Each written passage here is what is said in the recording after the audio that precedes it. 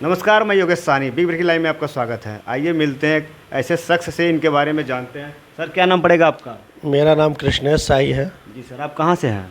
मैं गोरखपुर कुसमौल गांव का निवासी हूं। जी और आपको बहुत बहुत धन्यवाद। जी, थैंक यू सर। सर, आपका सफ़र कहाँ से शुरू हुआ?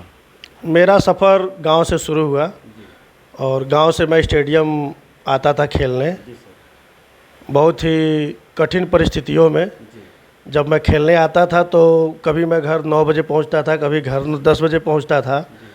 ये सब चीज़ को देखते हुए मेरे पिताजी ने गोरखपुर में एक किराए पे मकान लिया जी सर। और मेरा नेशनल में सिलेक्शन हुआ। जी और वहाँ से मैं आया तो फिर मैं गांव गया, तो गांव से सीधे मैं शहर में आ गया। जी और शहर से मेरे लिए आसान हो गया स्टेडियम जाना और स्टेडियम आना, क्योंकि मेरे घर से 4 किलोमीटर की दूरी थी। जी तो वहाँ से फिर हमने पूरी मेहनत की जो है, जी और ये मेहनत करके हम यहाँ से दिल्ली तक गए। जी सर। और दिल्ली यूनिवर्सिटी में मेरा सिलेक्शन हुआ। जी IGI physical college north avenue में मेरा एडमिशन हुआ। 70 लोगों का सीट था, जिसमें मेरा दूसरा रैंक रहा। जी सर। मेरे पिताजी बहुत खुश हुए। जी और उसके बाद 3 साल पढ़ने के बाद जी मेरा डीपीएस में सिलेक्शन हुआ एज ए पीईटी। जी 1 साल जॉब किया और उसके बाद फिर मैं द हेरिटेज स्कूल ज्वाइन किया।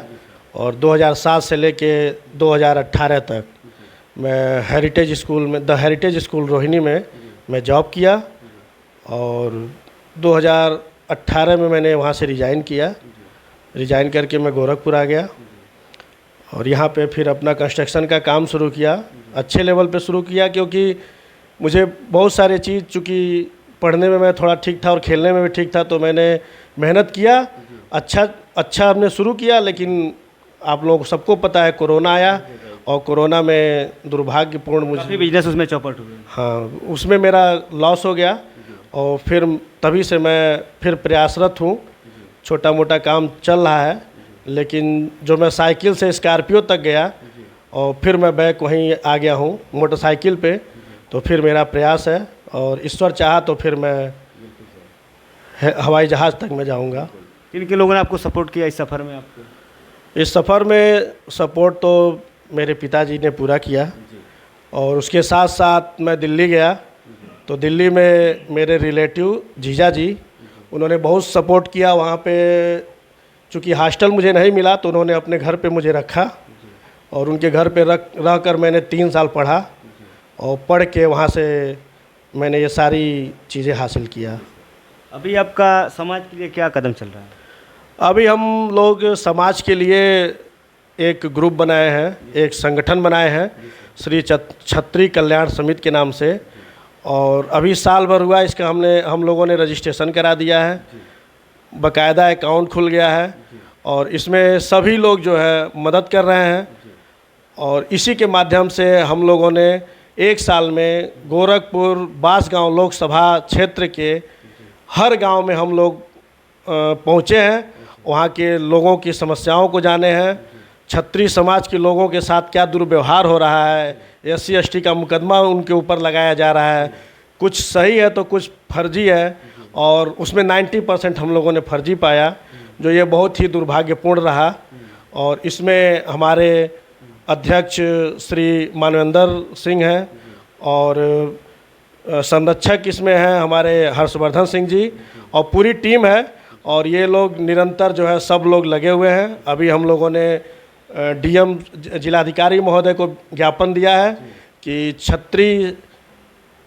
क्षत्रियों के पूर्वज महाराणा संग्राम को जो अभद्र टिप्पणी किया गया, रामजीलाल सुमन, जैसे नाम उनका अगर रामजीलाल सुमन किसी ने रखा होगा तो राम जी से रिलेट करके रखा होगा। जैसे मेरा नाम कृष्णेश साई है, तो मेरा भी नाम मेरे घर वालों ने उनका अंश आपके अंदर कुछ रखा होगा। तो हमको ऐसा कार्य करना चाहिए कि समाज में कृष्णेश का नाम से अगर हम अच्छा ना कर पाए तो किसी के साथ गलत न करें। तो रामजीलाल सुमन अगर रखा गया है, तो राम के अगर आप मार्गदर्शन पे नहीं चल सकते हैं तो ऐसे नाम को बदनाम मत करिए।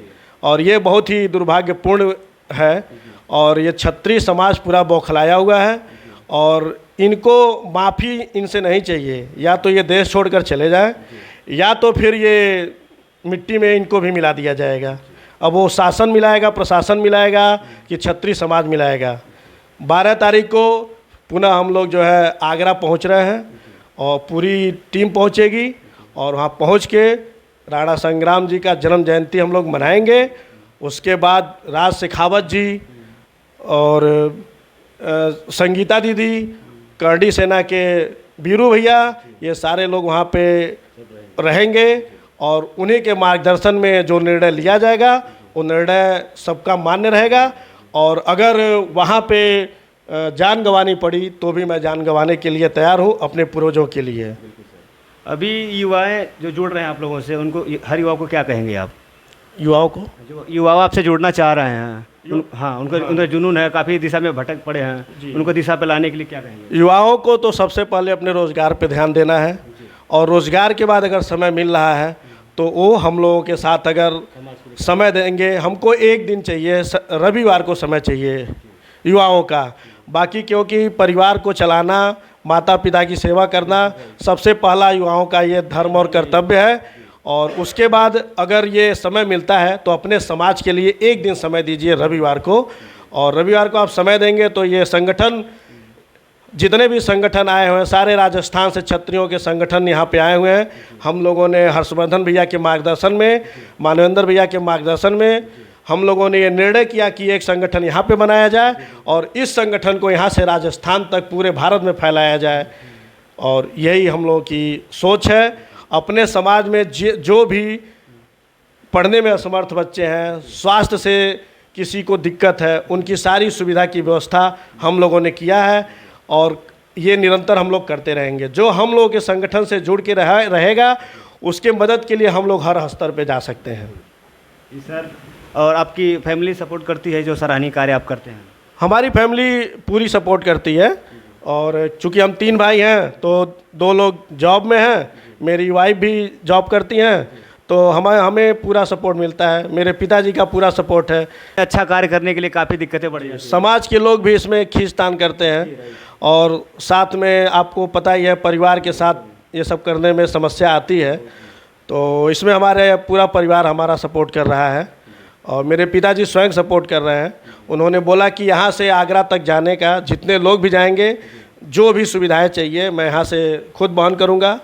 और उनका कहना इसलिए लाजमी है कि उन्होंने 1992 में जो बाबरी मस्जिद गिराई गई थी उसमें स्वयं वो गांव से गए थे। 35 लोग हमारे गांव से गए थे अयोध्या, जिसमें 2 लोग पहुंच पाए थे, मेरे पिताजी पहुंच पाए थे और साथ में अभय चाचा जो इस समय मुंबई में हैं, ये 2 लोग वहां पहुंचे थे और ऊपर वाले की कृपा की ये लोग वहां बच गए।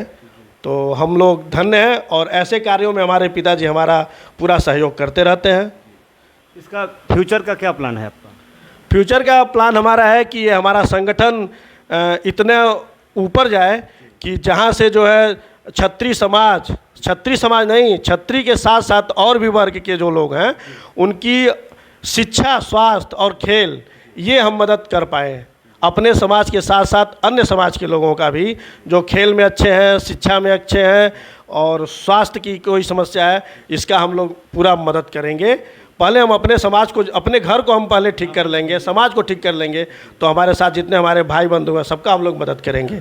लेकिन जो हमारे खिलाफ खड़ा होगा उसका हम लोग ये जवाब देने के लिए संगठन बनाए हैं।